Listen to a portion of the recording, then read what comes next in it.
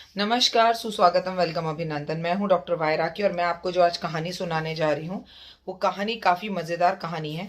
वो कहानी खासकर माएँ जो अपने बच्चों की शादी करने जा रही हैं, वो बेटे जो शादी करने जा रहे हैं वो कहानी ज़रूर सुनें। आपने चाहे आज तक कितनी भी कहानी सुनी हो, बट ये कहानी सुनकर आपको बहुत मज़ा आएगा। अगर आप औरत हैं तो भी, अगर आप सासू माँ हैं तो भी, और अगर आप बहू हैं तो भी, अगर आप बेटे हैं तो भी। सबसे महत्वपूर्ण बात, अगर आप औरत हैं तो भी। नमस्कार, सुस्वागतम, वेलकम, अभिनंदन। मैं हूं डॉक्टर वायराकी। कैसे हैं आप लोग? कमेंट्स में जाके सबसे पहले जय माता दी लिखिए। अक्सर आपने लोगों को एक बात बोलते हुए सुना है, शादी के बाद मेरा बेटा बिगड़ गया। ये लड़की जब से आई है इसके तेवर बदल गए हैं। ये लड़की जब से आई है इसने मेरा बेटा मुझसे छीन लिया है। ये लड़की मेरे बेटे को मुझसे दूर कर रही है। इस लड़की का स्वभाव बिल्कुल भी अच्छा नहीं है। इस लड़की के लक्षण अच्छे नहीं हैं। भगवान बेटे की तो शादी करते ही बेटा दूर हो जाता है। भगवान बेटे की तो शादी करते ही बेटा किसी काम का नहीं रहता। 100 का नोट खुला और खर्च हुआ, बेटे की शादी हुई और बेटा दूर हुआ। ये कहावत हमारे यहाँ कही जाती है। क्या आपने ये कहावतें बोलते सुनते या खुद को बोलते हुए कई बार देखा है? तो आइए आज एक कहानी के जरिए इस बात को समझते हैं। बहुत समय पहले की बात है। रात के करीबन 11:30 बज रहे थे और एक औरत, काफी बुजुर्ग, जो अपने घर में बर्तनों को मांज रही थी।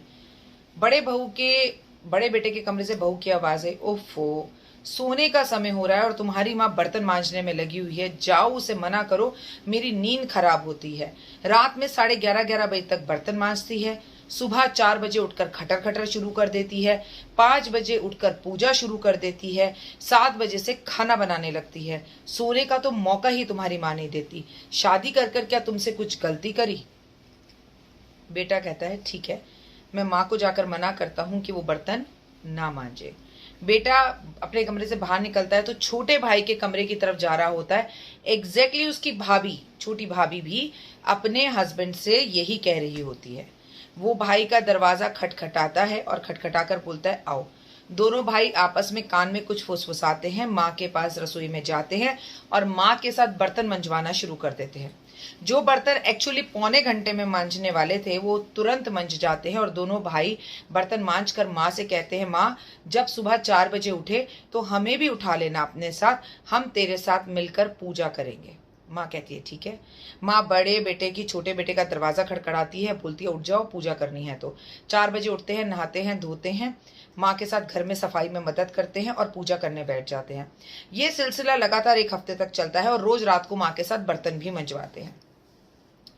1 हफ्ते बाद बड़े बेटे की बहू बोलती है, ये क्या लगा रखा है? पहले तुम्हारी माँ ये सब काम करती थी, अब तुम करते हो, तुम ये काम क्यों करते हो? बेटा मुस्कुराकर बोलता है, जब मेरी शादी हुई तो मेरी माँ मुझसे बार बार कहती थी, शादी कर ले, शादी कर ले। मैं कहता था शादी नहीं करनी, तो माँ बोलती थी, मैं बुजुर्ग हो गई हूँ, कब तक तेरे बर्तन मांजूंगी? तेरी बीबी आएगी तो तेरी जिम्मेदारी को उठाएगी। लेकिन तुम तो ऐसा कुछ नहीं करती हो। तुम रात तक देर तक टीवी सीरियल्स देखती हो, झूठे बर्तन रात को छोड़ती हो, पूजा पाठ से तुम्हारा दूर तक नाता नहीं है। लेकिन तुम मेरी पत्नी हो और मैं तुम्हें दूसरे घर से लेकर आया हूँ। तुम्हारी खुशी का ख्याल रखना मेरी जिम्मेदारी है। लेकिन मेरी माँ, मेरी तुमसे पहले की जिम्मेदारी है।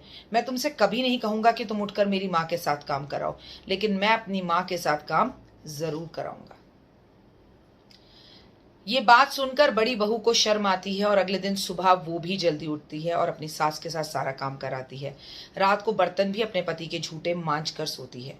उसे देखकर छोटी बहू भी ऐसा ही करने लगती है। सुबह जल्दी उठकर पूजा पाठ करते हैं और सारे घर का काम करीबन 11 बजे खत्म हो जाता है और बहुएं बिल्कुल खाली हो जाती हैं।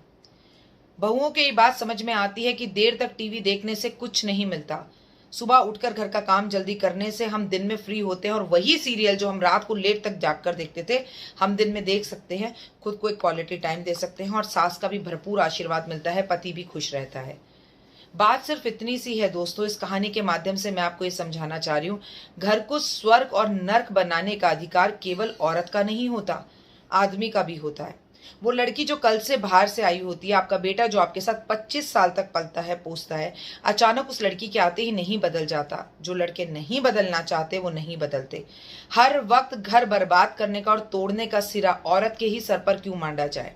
अगर घर के बेटे को बैलेंस करना आए, अगर अपने घर के बेटे को माँ और बीवी का संतुलन करना आए, अगर बेटे को ये समझ में आए कि मेरी माँ ने रात में कभी झूठे बर्तन नहीं रखे, चाहे वो कितनी भी बीमार थी, और यही बात वो अपनी पत्नी से भी प्यार से कह दे तो हर घर स्वर्ग हो जाए। हर बार औरत ही गलत नहीं होती। कई बार झूठी शान, झूठे प्यार और झूठे दिखावे के लिए, और ये दिखाने के लिए कि मैं अपनी माँ का गुलाम नहीं हूं, मैं मम्मा बॉय नहीं हूं, बेटे अक्सर अपनी पत्नियों के गुलाम बन जाते हैं। और अगर आप बेटे हैं और इस कहानी को सुन रहे हैं तो आपकी माँ बुजुर्ग हो गई है। माता पिता से आपका रिश्ता आपकी बीवी से पहले था।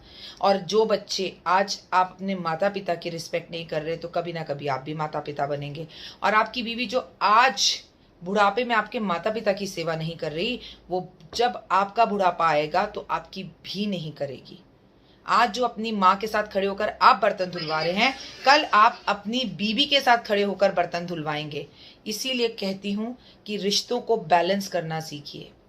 पत्नी को पत्नी रहने दीजिए, देवी बनाकर सर पर मत चढ़ाइए। औरतों से भी मैं हमेशा ये कहती हूँ, पति पति है, परमेश्वर मत बनाइए। लेकिन जो माता पिता सही मानों में परमेश्वर हैं, उन्हें परमेश्वर ही जानिए, मानिए, क्योंकि इस दुनिया में सबसे बड़ी पूजा माता पिता की पूजा है। सब झूठ है, सब बेकार है। दुनिया में कहीं भी किसी भी तकलीफ में आप होंगे, पत्नी भी छोड़कर चली जाती है, लेकिन माता पिता छोड़कर कभी नहीं जाते। फिलहाल दीजिए इजाजत। नमस्कार।